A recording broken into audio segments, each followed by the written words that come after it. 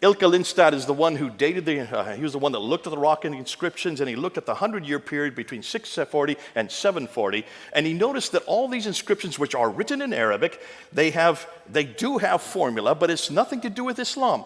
It's pious formula, which has much more to do with Christianity. It's not till 690 to 710 that the Prophet Muhammad is introduced into these inscriptions. Muslim rites such as pilgrimages, prayers, and fasts are introduced about 720, and Muhammad as a man and the people called Muslims and the religion called Islam are not introduced until 730.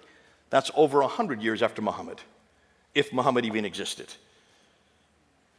It was only in the 730s onwards that there is evidence of popular devotion to a man named Muhammad as a prophet and messenger, which makes the Islamic traditions incredibly awkward. There is a 100-year silence prior to this that indicates that Islam did not exist as a distinct religion until long after the time of Muhammad, which cast doubt on whether he had any part in starting Islam. I'm going to go through these real quickly. I just want to show you, what about the references to Muhammad in the 7th century? There are major references. There are 4 of them.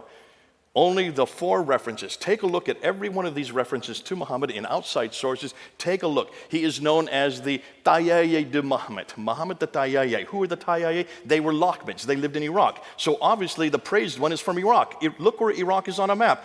It's over 600 to 1,000 miles further north. What about in 636, the Arabs of Muhammad, which is in Yarmouk. Where is Yarmouk? It's north of Israel. So obviously this is way too far north. Muhammad never went to Israel. I don't remember him ever being to Iraq.